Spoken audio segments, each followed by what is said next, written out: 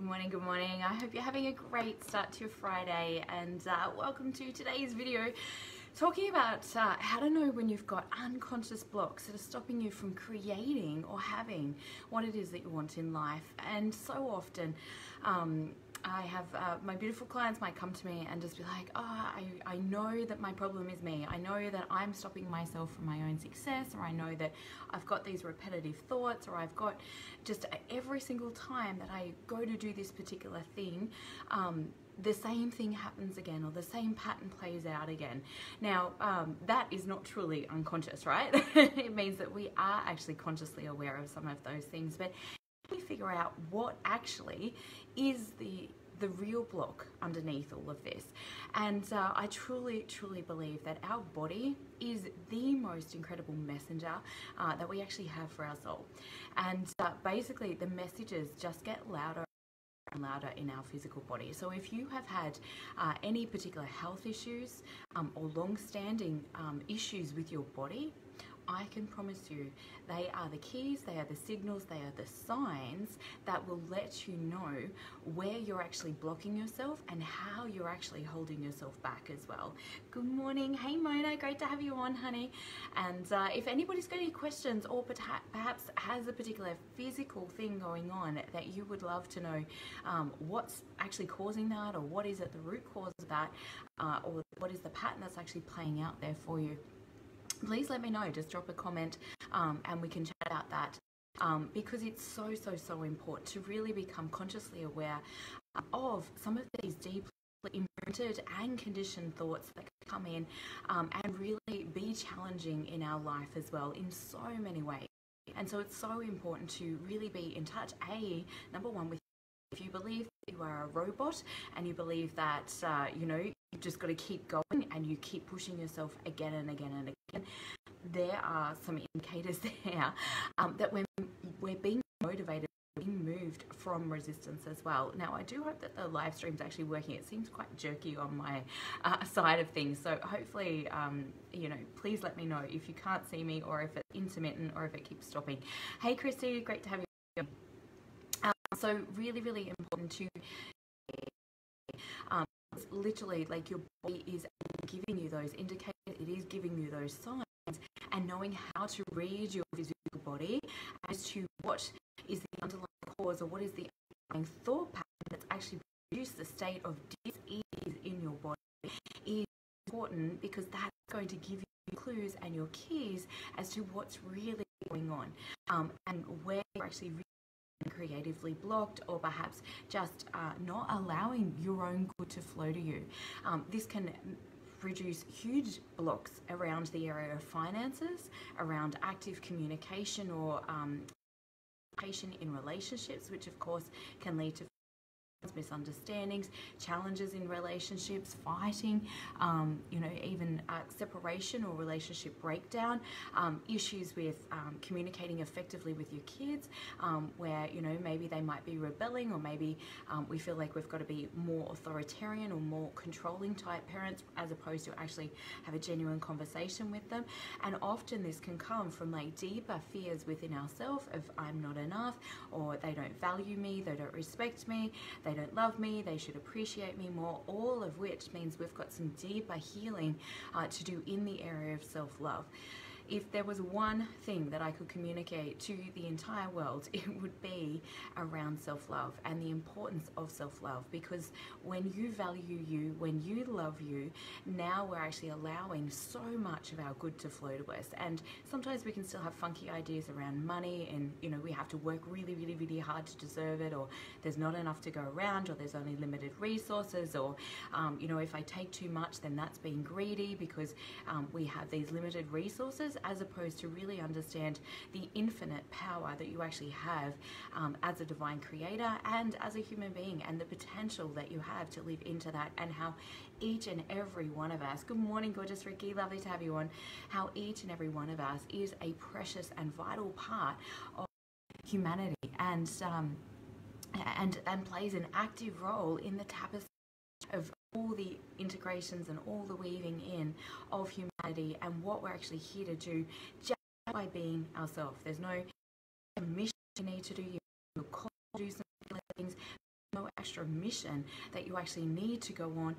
Life purpose is actually being you, expressing the full version of you, not hiding yourself, not withdrawing, not pulling yourself back, not armoring up, because often we kind of get to midlife, and I love what Brene Brown says about this is, you know, life often shakes us up and slaps us in the face, and I certainly relate to that, where, you know, it's all about the, you know, you've got to de-armor, you've got to pull off all those layers that you put on to protect yourself as a child, or perhaps had that imprinting and conditioning of it's not safe to be me, it's not safe to express me, it's not safe to speak up, it's not safe to be seen, it's not safe to be loud or too emotional or too this or too that, or all of those things, and we dull ourselves down, we diminish ourselves, and we hide ourselves, and we armor up, and sometimes that can be the very factor of why, like particularly in the area of weight loss, if we've got excess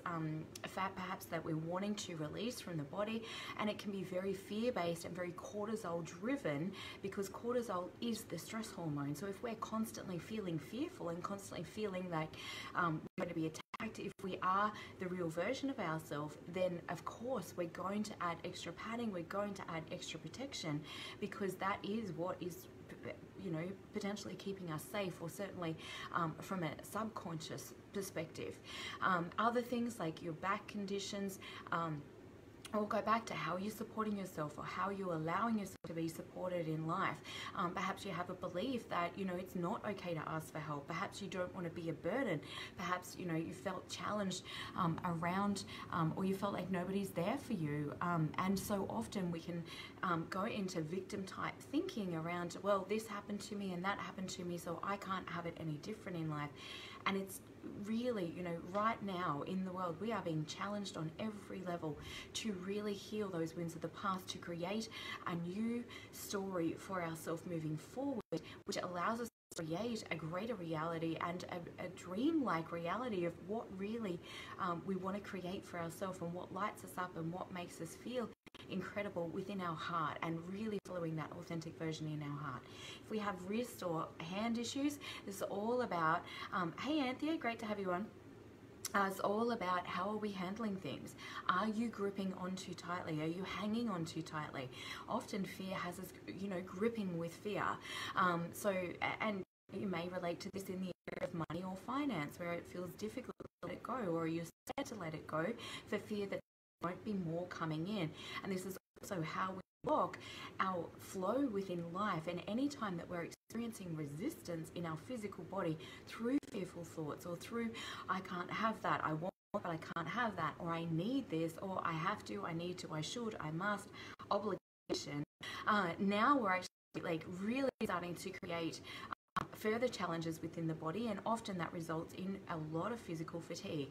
And if you're in a habitual emotional state that is less than courage, we're shutting down our heart, and often what that actually does is it permeates through the body, creating and disrupting a lot of disease states, because basically in those lower vibrations it can be like a jackhammer going through our system that's disrupting the flow of energy and disrupting the cellular communication, because it's in a state of fear. Every single one of your cells has an auric field, it has an energy field, and it's all communicating just the same as we are all individuals within a community.